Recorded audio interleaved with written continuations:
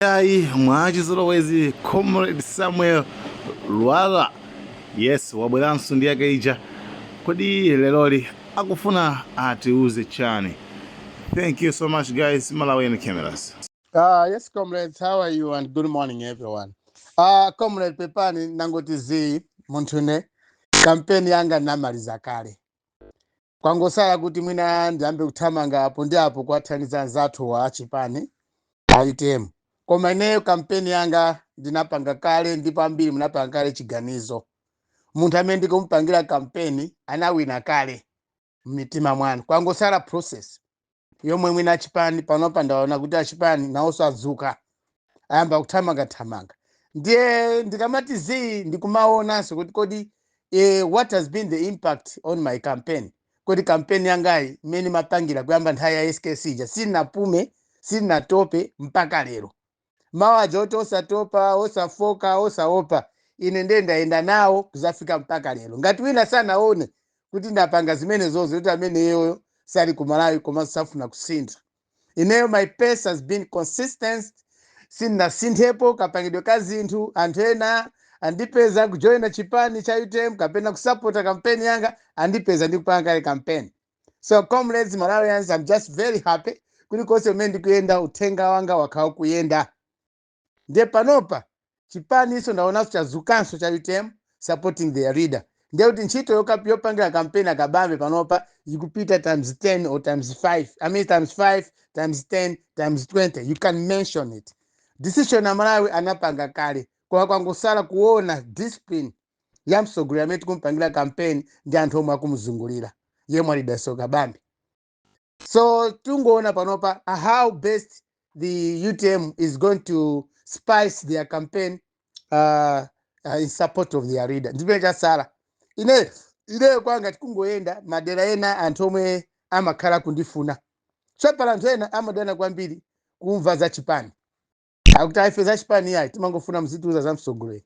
Koma chipani ni ntchito yake kumagulisa msogolera wawo chifukwa pa ballot pazakhala munthu wa chipani. Yemwe alidaso kabambe azakhala pa chipani cha UTM. Therefore, inde ndikukwiya kwa Malawi ndikuziwa kuti anthu ambiri ndinokwiya tikamapanga campaign for msogoleri mumasangalala koma tikamakamba za ku UTM ena mwina simasangalala. Ayi zimakhala choncho chipani chilichonse democratically munthu amene amakhala pa ballot paper amachita take the emblem or the colors of the party choyena kuyimirira. Ndiye panopa Amalawi tangozowererani nditu kumachikonda chipani amene mkona muli ndikuthekera kuthandiza chipani cha UTM, you can join the party, help it. Pamene pafoka gwiranipo ntchito athandizeni chifukwa mpikisano uwu si mpikisano ongoti tikalowe boma yayi. Ndi mpikisano omwe utakhaleko chisankho chomwe chitakhaleko kuti tikasankha munthu asinthe zinthu azituluza fundo. Awa achipani enawo ali ndi ufulu waukulu kwa basi IMCP DPP koma fundo zawo chakwa zisogolera yawo sizikumveka bwinobwino ya. They are failing to articulate ma issues okuzana amene opanga affect ziko watu panopa ndimene angapangire ma short term ni ma long term plans alibe or long term solutions or short term solutions azipane na walibe asogolawo amangoti ife awachoke boma tilowemo ife takambani kodi mwafusa kuzipani zinazo azisogolawo akuti bwanji osati anthu aziyankhulira koma msogoleri yekha aziyankhula kwa anthu kuti ineyo ndikalowa boma ndikapanga izi panopa boma likuona cho panopa ndi nthawi yoti msogoleri yense amene akupikisana nawo atazapikisana nawo pa chisankho cha 2025 pa president ayenda kumakamba yekha kumauza anthu osati wina azimkambira yani anthu azingochemerera zimene wayankhula zija kapena kuziganizira zimene wayankhula zija. So asogoleri yena azipaniwa ngati sautuluka poyera saukamba ma measures kapena mafundo zoti azapanga bwanja kwa boma amene onde kuti akutichedwesa. Tinachedwa kale ndi MCP, tinachedwa kale ndi DPP. Koma zipani zimene zizi tikupikisana nazo pa 2025 kodi muli fundo zanji? Andi fundo zanji achipani cha MCP mukona muli fundo zanji? A DPP mukonamo chani mu DPP? Amalawi chiganizo mnapanga chabwino kwambiri. Anzanga onse kapena anthu onse amene akhala kundisatira mwandipasa feedback yabwino kwambiri kuti ayi ife pausogolera poka tikusankha kabambe, which is very good. So campaign yanga yasala Malawi. Tikungoyankhula sipana kuti tizingoyankhula koma chachikulu chipani cha UTM panopa ndi nthawi yawo choti kupita ku elections. Ineyo campaign yanga ni mapanga kwambiri elections ali kutali last year SKC aliwa moyo mmene mapanga campaign for their leader mpaka ndadusa ma convention anthu ena tadana ndi kudana ena kunditukwana ena kundinyoza ena kundikaikira ena kunditala maina amene ndi khuluku talandira zambiri mbiri zokamba musogolo wabwino samangotuluka poyera kuti pa watulukira ayi musogolo wabwino anthu amene amamchemera amakumandizo khoma ine ndena kumanazo zokhoma pa campaign yanga in search of a good leader ena ambiri mkuziwa mpaka Malawi Housing, Malawi Police, mpaka Boma State House. Kundithamangisa mnyumba ya Malawi Housing kuti ndiyaluke. So comrades, Malawians, what I can just tell you, my campaign has been very, very good. Ndapa campaign ya bwino kwambiri. Ngakhale samayamika kwa mabi campaign inapanga bwino ambiri maziwa zoma Malawi akufuna komanso mena Malawi akufuna. Komanso ndaziwa anthu ambiri omwe amakonda dziko lathu Malawi kuti lipite pasogolo. And panopa kulibe kubweraso mbuyo yayi. Si nthawi yoti wina panopo zigati yayi tibwera MCP pitiye kapena DPP ayi. Chipani chilichonse chikayima pacho ukhapa ballot. Sizolowanaso mkhwapa yayi. Mmene ukambira daso kabambe, that's very true. Chipani chilichonse chomwe chinalimbitsidwa ku Malawi chena ukayima pa ballot khapa ballot. Palibe nthawi yoti wina ziti yayi ineyo ndipanga alliance ndi uyu ayi alliance izabwera after failing to get the 50+1 votes. Bas beta khala alliance kwa panopa usamangoti ife zasa bwera chipani chakuti tipanga alliance inde ma alliance akhaleko koma chopengera ma alliance ndi chani pamene pa ground pali bwino kale apa ngati UTM I'm happy with the leadership of UTM akupanira poera kuti wazayima pauka which is very good because even myself I cannot campaign for a leader yemwe akukamba za alliance ayi chipani chime pachoka chionese mphamvu zake chionese mfundo zake pachoka osati ukalawa mkhwape mwawina ya ayi panopa boma la Tonse Alliance if you don't know comrades Malawians why Tonse Alliance failed zipani zina pa ground palibe Petra palibe pa ground Freedom Party palibe pa ground PP pang'ono inalipo UDF pang'ono inalipo koma zipani zina zinangolowa Tonse Alliance and they contributed nothing to Tonse Alliance government. That's why chakwera kulephera. So panopa ndi bwino wa Malawi tipeze chipani izoti 50+1 izizi tithane nazo chipani chilichonse zikayima pachoka kakaka mfikisana wachibwereza 10 zapange wachibwerezawo. That's what we need in Malawi.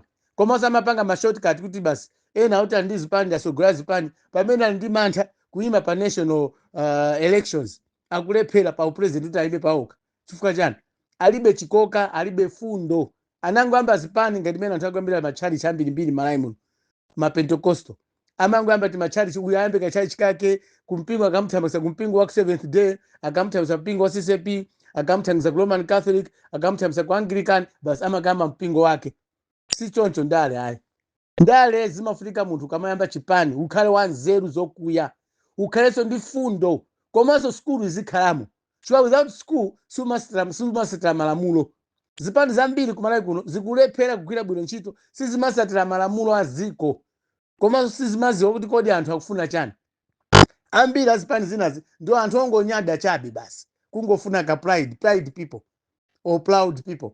That's we don't want in Malawi. So comrades Malawians ndibwerezanso ine campaign yanga ndamenya kale kwakukulu ndamenya kale kwasala panopa ndakuchipani mmene tingathandizire how to do it panopa campaign yanga ikha yoyenda ndiziyenda because pangizo zoyenda likhanga ndili nazo ndizingoyenda kuona kuti kodi anzathu amene akunama maboza akunama maboza anji IMCP akuza anthu zinzoti akhoza zapanga ndi maboza amene ndikuenda panopa a DPP sazabwereza nkhanza zijamangoti manga usiku liwonse basi ukangoda kungolandira phone kwa iya 30 akumanga kodi apitiriza afuna apitizebe kulamula ziko lathuli. So comrades Malawians, my job is already done. Kumbali ama members of parliament inde ambiri mukundifika kuti ayi ma members of parliament alipo ambiri maina tipeleka kuzipani zoyenerera ka ku UTM tapasa ma candidate so ma candidate ndi alipo ambiri amene afuna pa member of parliament. This January I've seen a lot of names. So many people have called me to help them to campaign ma constituency mao. Ineyo campaign ya ma constituency is kabe ya president. Inuyo mzingo nditana komabe ineyo campaign yanga nja president. because in Malawi what we need is the president. Sitifuna my members of parliament. Tufuna president. President akhala wabwino, owatakhala libe MP. Ngati ndi nzeru ndi fundo zokuya civil service kuyigwira bwino. I don't see any problem. Because Malawi kuno you can see many president Chakwera ali wofoka. Taona ni mene parliament yathu ikuyendera. With very weak-minded person on top of things. Taona ni mene parliament yathu ikuyigwira ntchito pa zaka 4 za Chakwera. The parliament imaukaba chisawa wachokachoka. Fundo zeni malamulo amene apangapo apang'ono kwambiri osathandizaso. They've never formulated policies that akuonesa kuti akhoza kuti pasa hope. Sada pase hope mafundo zimene akhala kumanga ku parliament 4 years ya Chakwera. Kwa kumalawi kunoko takhani msogolero wabwino. I've got no doubt that that leader is going to deliver. Even my members of parliament akhala ochangamuka. And that leader asintha the face of politics ya ku Malawi. Yachimizi politics imene nayo ya ku Malawi. Palopa tufuna msogolero akakhala mpando ndale zathu zisinthe zizioneka tiziziwa kusirira zinthu zabwino kumayiko azinzathu tiphunzire njira zoti patokha tikuza kuima patokha. So I've got everything in Malawi, all the natural sources till now. Siku desert iti ku Malawi ya. Siku desert. Ku Malawi chilichonse chiliko, mvula iliko, anthu abwino alipo, zambiri anthu ophunzira aliko. Chilichonse ku Malawi chilipo. Koma chongofunika to put things in place. Aliyense akhale pamalo pake, azisangalala, azigwira ntchito yake ndi mmene akuziwira. Ntchito yake kaya osapita ku sukulu. Ku Malawi kuno chochita nacho. Sulunga sochochita ya. Chwa aliyense ku Malawi kuno, amene anabadwira ku Malawi kuno, ali ndi malo ache olima. Palibe munthu amene alibe malo olima kapena malo okhala ku Malawi ngati mezi makhala mayiko ena. So nthawi yake panopa Malawi tufuna Malawi aliyense pamene wakhalapo azipanga chitukuko, azikhoma msonkho, azisatira malamulo aziko, asamabe maprison atufuna muchepe, musamakhala anthu ambiri. Ndiye boma limene tufuna ife. We want a government that to have few strong people kukhala ku prison. We need more strong people on the ground than kukhala ku prison. Kuti aphwanya malamulo chifukwa cha umphawi kapena chifukwa chosa boma kusayenda bwino. Nditu tufunanso akuluakulu aboma zinthu zitembenuke, amene akhala kuba ndalama zathu mambuyo monsemu afufuzidwe ndipo amangidwe. Chifukwa nthawi imene amaba ndalama anzawo amavutika, amakaba mbuzi amagwira kumapita ku ndende. Pamene abafindala vankhani osamangidwa chifukwa amahonga ku polisi, amahonga ku makhoti, amahonga kaya kutuko kumene kumakhala milandu. Katangale wachiwa kwambiri pa nkhani yokhuza zokuba ku Malawi kuno. Munthu osauka akaba amatengapo phunziro lowawa kwambiri. Pamene phunziro limene amatenga munthu osauka akaba chinthu. Anthu ophunzira, anthu ogwira ntchito m'maofesi akuluakulu samatengapo phunziro. So iwo samamangidwa, samakwapulidwa. Ku Malawi kuno munthu okuba akhawoti ndi wamboma kapena ndi bwana akamangidwa samamkwapula. Pamene osauka akaba amamkwapula kuti aulule kumene anaba chinangwa kapena kumene anagusa chinangwa acho. Kapena kumene anaba mbuzi. Pamene akuba mabilions iwa samakwapulidwa ya. That's why kuba kupitira kwambiri. Kuba kumapita chwa munthu oti wophunzira woti ni minister wandale akaba samakwapulidwa matako kuti aulule ndamazo wapanganazo chani. Pamene anthu ena ali mndende mkati mkafusa ambiri akhala kuba mamizo amakwapulidwa kuti aulule kumene anagulisa chani. Mbuzi kapena chinangwa kapena chimanga chimene anaba. So comrades Malawians, we need a country that is going to abide its laws of the land. Zetu tufuna ife kunoko. Tufuna ziko kuti malamulo even president akalakwisa asamakhale ndi immunity ya. So president akhala ndi immunity doti azizake onse omuzungula president amakhaso amangoba osamanga. For example, nkhani ya ku State House, chief of staff was involved in corruption. Koma nkhani yake the case was dropped. Pamene mlandu wa vice president umapitirabe. So zimene zizi kuti zithe, we need a good leader, focused leader okonda ziko lathu la Malawi. Osati leader ungoza kuyankhula koma osakonda ziko lake. So akonda ziko lako munthu sumaba. That's what you have to know. Munthu kama konda nyumba yako sumazibera wekha ya. Koma tife tikuona ena tikayika mboma amatibera mu nyumba mwawo momwe. Nyumba yomwe imapasa chakudya, nyumba yomwe imapasa salary, nyumba yomwe imapasa chitetezo, koma kumabasa nkati mucha, which is not good. Ndikumahongaso anthu aja ofuna kumange kumahonga. We don't want that type of leadership in Malawi these days. Komanso tione anyamata amene akuvutika kwambiri ni anthu ati. Kumala kunoko anthu amene akuvutika kwambiri ndi achinyamata omangomaliza ku university akusowa chochita. That's what is making Malawians kuvutika. Malawi tuvutika choti anyamata omwe tinapitisa ku skulu anamaliza kuma university angokhala. Anyamata amene wawo ndi amene akufa kuwawo kwambiri. Akuluakulu ali bwino, akuluakulu ambiri amene anapita ku skulu akulandira pa 14 amalandira tindalama tawo ta pension. Koma anyamata ongomaliza ku university awawa timango wasunga m'manyumbamo kumangodya nawo sima, kumamwa nawo tii, kumavala zofanana masize. We can't manage to keep our graduates or our graduates in our houses this time because akusowa ntchito ndi madhodha amameta ndevu nawo. Ena asikana amapita ku masaruni nawonso amafuna aoneke ngati anthu, koma ngati alibe ntchito moyo umakhala wawa psychologically. So for this thing titene ndi vuto limene lili tena upezanso msogolero wa chinyamata yemwe ndakusankhana na Malawi Daiso Kabambe. I chose Daiso Kabambe because his age ambiri mwa iwo sakusangalala yani. Alibe ntchito sanagwirepo ntchito bwinobwino, ntchito zikusowa. Boma silinachite create jobs or industries yoti anyamata amene azikagwirako ntchito. Boma lathunso achakwerali anangotiphunzitsa anthu kumapempha. Apresident amakonda zopempha. Anthunso ambiri kumalawi kuti tangolowaso mtima umene wongopempha. Chilichonse timafuna tipemphe. Chilichonse timafuna tipemphe. Yet we are doing nothing. So comrades Malawians, this is my message to you. Message yakunjo kuti ineyo campaign yanga ndinapanga kale. The choices zimene mwapanga ya Kabambe, I'm very happy. Anthu ambiri munasankha kale Daiso Kabambe. Kwangosala chipani cha UTM how best it is the style of campaign imene adapanga. Koma cheni ndingapemphe kwambiri akuluakulu Malawi. In the UTM is a very good party. Koma msalowe anthu ena otazipanga nkhanza kwa zipani zolepherazi ya. Chipani chakhala cholephera ngati cha MCP chimakhala ndi anthu ankhanza. Koma chimakhala kuti chili ndi anthu opanda nzeru. So chipani chikamalephera kupanga deliver chikakhala mboma. Ndio chipani chimene chocho chili ndi anthu opanda nzeru. Ndipo anthu opanda nzeru chimene amapanga ndi chakuti amaswa malamulo ngati mene zinachita ku Ujeni ku Chilazulu anazatemedwa wina wake member wa UTM for no reason. Tukumbukira siku la John Chilembe basi anthu akutemana magazi chuchuchu. That is not good. Azipani nonse ndikukupemphani. Please don't refrain from violence during campaign.